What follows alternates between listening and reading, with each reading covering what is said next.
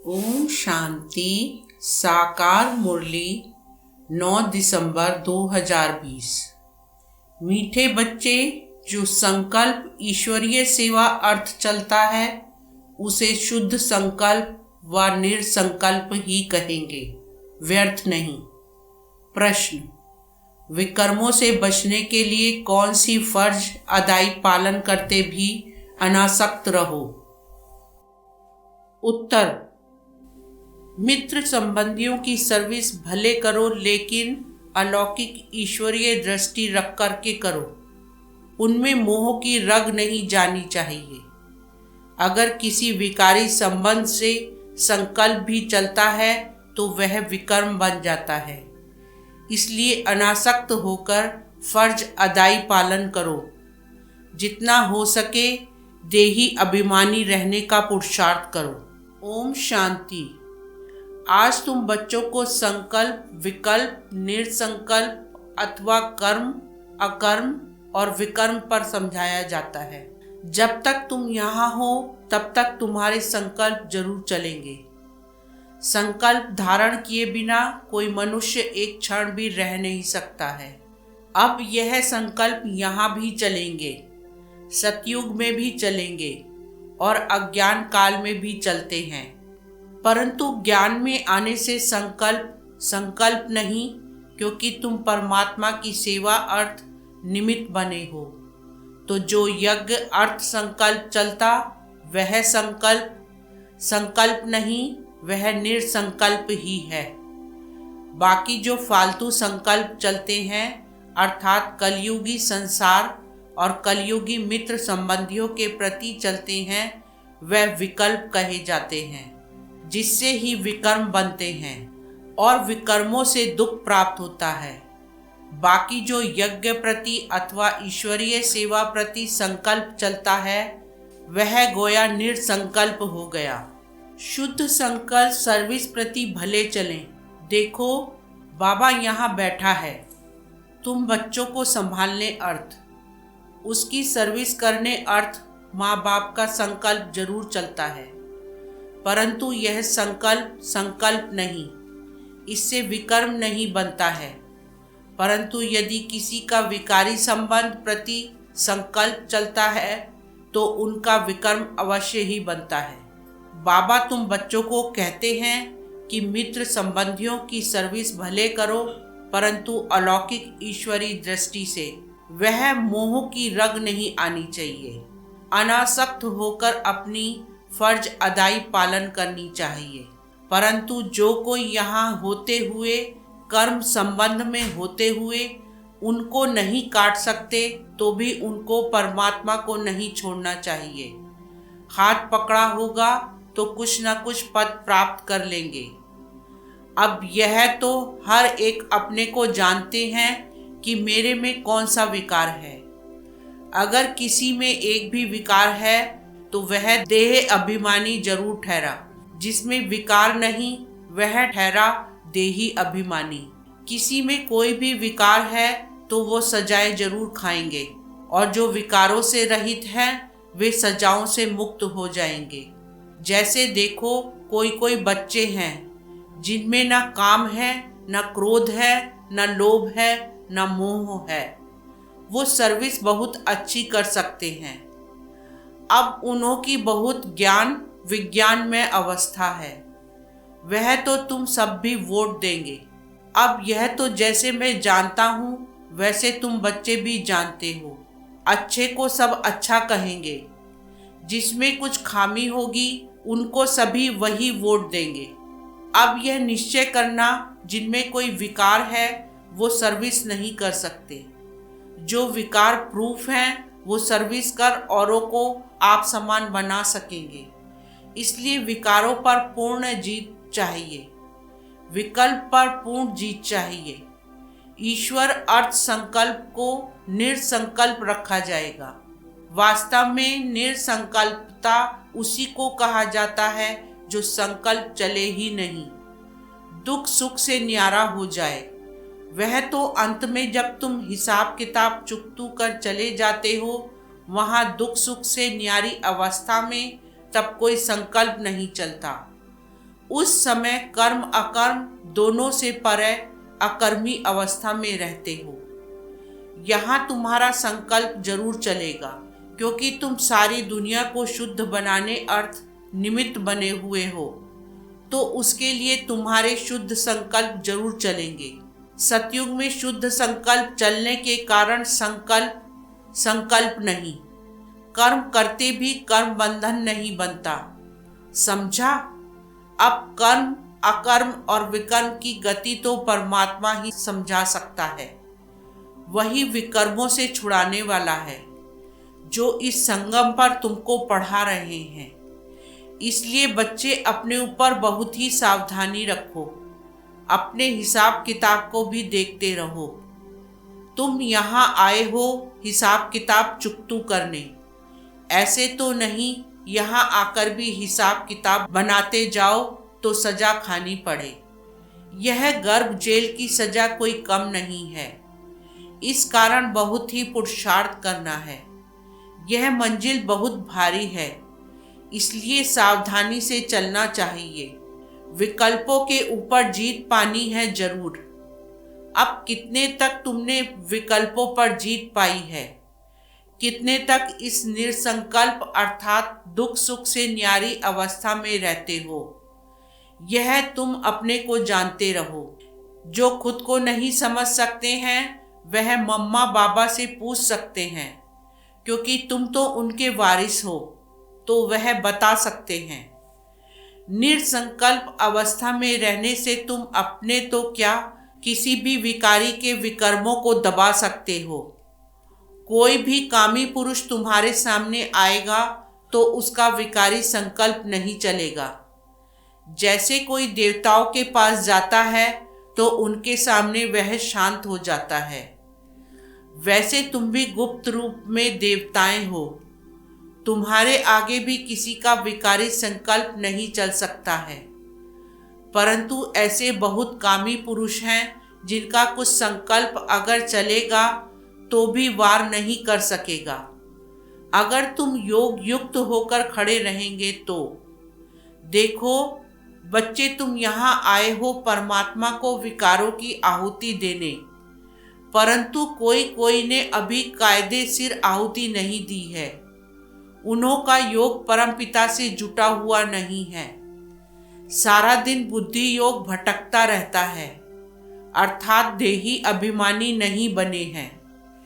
देह अभिमानी होने के कारण किसी के स्वभाव में आ जाते हैं, जिस कारण परमात्मा से प्रीत निभा नहीं सकते हैं। अर्थात परमात्मा अर्थ सर्विस करने के अधिकारी नहीं बन सकते हैं। तो जो परमात्मा से सर्विस ले फिर सर्विस कर रहे हैं, अर्थात पतितों को पावन कर रहे हैं, वही मेरे सच्चे पक्के बच्चे हैं। उन्हें बहुत भारी पद मिलता है। अभी परमात्मा खुद आकर तुम्हारा बाप बना है। उस बाप को साधारण रूप में न जानकर कोई भी प्रकार का संकल्प उत्पन्न करना गोया विनाश को प्राप्त होना। अभी वह समय आएगा जो 108 ज्ञान गंगाएं पूर्ण अवस्था को प्राप्त करेंगी। बाकी जो पढ़े हुए नहीं होंगे वे तो अपनी ही बर्बादी करेंगे। यह निश्चय जानना, जो कोई इस ईश्वरीय यज्ञ में छिपकर काम करता है तो उनको जानी जाननहार बाबा देख लेता है। वह फिर अपने साकार स्वरूप बाबा को टच करता है। सावधानी देने अर्थ तो कोई भी बात छिपानी नहीं चाहिए। भल भूले होती हैं, परंतु उनको बताने से ही आगे के लिए बच सकते हैं। इसलिए बच्चे सावधान रहना। बच्चों को पहले अपने को समझना चाहिए कि मैं हूँ कौन, व्हाट एम आई। मैं शरीर को नहीं कहते, मैं कहते हैं आत्मा को। मैं आत्मा कहाँ से आया हूँ, किसकी संतान हूँ। आत्मा को जब यह मालूम पड़ जाए कि मैं आत्मा परमपिता परमात्मा की संतान हूँ, तब अपने बाप को याद करने से खुशी आ जाए। बच्चे को खुशी तब आती है जब बाप के ऑक्यूपेशन को जानता है। जब तक छोटा है बाप के ऑक्यूपेशन को नहीं जानता। तब तक इतनी खुशी नहीं रहती। जैसे बड़ा होता जाता, बाप के ऑक्यूपेशन का पता पड़ता जाता तो वो नशा, वह खुशी चढ़ती जाती है। तो पहले उनके ऑक्यूपेशन को जानना है कि हमारा बाबा कौन है, वह कहाँ रहता है। अगर कहें आत्मा उसमें मर्ज हो जाएगी तो आत्मा विनाशी हो गई, तो खुशी किसको आएगी। तुम्हारे पास जो नए जिज्ञासु आते हैं उनको पूछना चाहिए कि तुम यहाँ क्या पढ़ते हो, इससे क्या स्टेटस मिलती है। उस कॉलेज में तो पढ़ने वाले बताते हैं कि हम डॉक्टर बन रहे हैं, इंजीनियर बन रहे हैं, तो उन पर विश्वास करेंगे ना कि यह बरोबर पढ़ रहे हैं। यहाँ भी स्टूडेंट्स बताते हैं कि यह है दुख की दुनिया, जिसको नर्क, हेल अथवा डेवल वर्ल्ड कहते हैं। उनके अगेंस्ट है हेवन अथवा डीटी वर्ल्ड, जिसको स्वर्ग कहते हैं। यह तो सभी जानते हैं, समझ भी सकते हैं कि यह वह स्वर्ग नहीं है, यह नर्क है अथवा दुख की दुनिया है, पाप आत्माओं की दुनिया है। तब तो उसको पुकारते हैं कि हमको पुण्य की दुनिया में ले चलो। तो यह बच्चे जो पढ़ रहे हैं वह जानते हैं कि हमको बाबा उस पुण्य की दुनिया में ले चल रहे हैं। तो जो नए स्टूडेंट आते हैं उनको बच्चों से पूछना चाहिए, बच्चों से पढ़ना चाहिए। वह अपने टीचर का अथवा बाप का ऑक्यूपेशन बता सकते हैं। बाप थोड़े ही अपनी सराहना खुद बैठ करेंगे। टीचर अपनी महिमा खुद सुनाएगा क्या? वह तो स्टूडेंट सुनाएंगे कि यह ऐसा टीचर है। तब कहते हैं स्टूडेंट शोज मास्टर। तुम बच्चे जो इतना कोर्स पढ़कर आए हो, तुम्हारा काम है नयों को बैठ समझाना। बाकी टीचर जो बीए एमए पढ़ा रहे हैं वह बैठ नए स्टूडेंट को ABC सिखलाएंगे क्या? कोई कोई स्टूडेंट अच्छे होशियार होते हैं, वह दूसरों को भी पढ़ाते हैं। उसमें माता गुरु तो मशहूर हैं। यह है डीटी धर्म की पहली माता, जिसको जगदम्बा कहते हैं। माता की बहुत महिमा है। बंगाल में काली, दुर्गा, सरस्वती और लक्ष्मी, इन 4 देवियों की बहुत पूजा करते हैं। अब उन 4 का ऑक्यूपेशन तो मालूम होना चाहिए। जैसे लक्ष्मी है तो वह है गॉडेस ऑफ वेल्थ, वह तो यहाँ ही राज्य करके गई है। बाकी काली, दुर्गा आदि यह तो सब इस पर नाम पड़े हैं। अगर 4 माताएं हैं तो उनके 4 पति भी होने चाहिए। अब लक्ष्मी का तो नारायण पति प्रसिद्ध है। काली का पति कौन है? शंकर। लेकिन शंकर को तो पार्वती का पति बताते हैं। पार्वती कोई काली नहीं है। बहुत है जो काली को पूजते हैं, माता को याद करते हैं, लेकिन पिता का पता नहीं है। काली का या तो पति होना चाहिए या पिता होना चाहिए, लेकिन यह कोई को पता नहीं है। तुमको समझाना है कि दुनिया यह एक ही है, जो कोई समय दुख की दुनिया अथवा दोजक बन जाती है, वही फिर सतयुग में बहिष्ठ अथवा स्वर्ग बन जाती है। लक्ष्मी नारायण भी इस ही सृष्टि पर सतयुग के समय राज्य करते थे। बाकी सूक्ष्म में तो कोई बैकुंठ है नहीं। जहाँ सूक्ष्म लक्ष्मी नारायण हैं, उनके चित्र यहाँ ही हैं तो जरूर यहाँ ही राज्य करके गए हैं। खेल सारा इस कॉर्पोरियल वर्ल्ड में चलता है। हिस्ट्री, ज्योग्राफी इस कॉर्पोरियल वर्ल्ड की है। सूक्ष्म वतन की कोई हिस्ट्री ज्योग्राफी होती नहीं। लेकिन सभी बातों को छोड़ तुमको नए जिज्ञासु को पहले अलफ सिखलाना है, फिर बे समझाना है। अलफ है गॉड, वह सुप्रीम सोल है। जब तक यह पूरा समझा नहीं है तब तक परम पिता के लिए वह लव नहीं जागता, वह खुशी नहीं आती। क्योंकि पहले जब बाप को जाने तब उनके ऑक्यूपेशन को भी जानकर खुशी में आवें। तो खुशी है इस पहली बात को समझने में। गॉड तो एवर हैप्पी है, आनंद स्वरूप है, उनके हम बच्चे हैं, तो क्यों ना वह खुशी आनी चाहिए, वह गुदगुदी क्यों नहीं होती। I am son of God, I am ever happy master God. वह खुशी नहीं आती तो सिद्ध है अपने को सन बच्चा नहीं समझते हैं। God is ever happy but I am not happy, क्योंकि फादर को नहीं जानते हैं। बात तो सहज है। कोई कोई को यह ज्ञान सुनने के बदले शांति अच्छी लगती है, क्योंकि बहुत हैं जो ज्ञान उठा भी नहीं सकेंगे। इतना समय कहाँ है, बस इस अलफ को भी जानकर साइलेंस में रहें तो वह भी अच्छा है। जैसे सन्यासी भी पहाड़ों की कंदराओं में जाकर परमात्मा की याद में बैठते हैं, वैसे परमपिता परमात्मा की उस सुप्रीम लाइट की याद में रहें तो भी अच्छा है।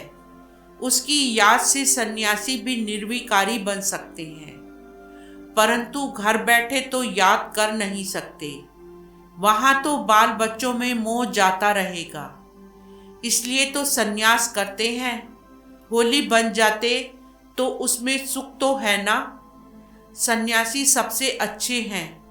आदि देव भी सन्यासी बना है ना। यह सामने उनका आदि देव का मंदिर खड़ा है, जहां तपस्या कर रहे हैं। गीता में भी कहते हैं, देह के सभी धर्मों का संन्यास करो। वह संन्यास कर जाते तो महात्मा बन जाते।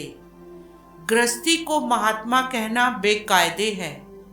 तुमको तो परमात्मा ने आकर संन्यास कराया है। संन्यास करते ही है सुख के लिए।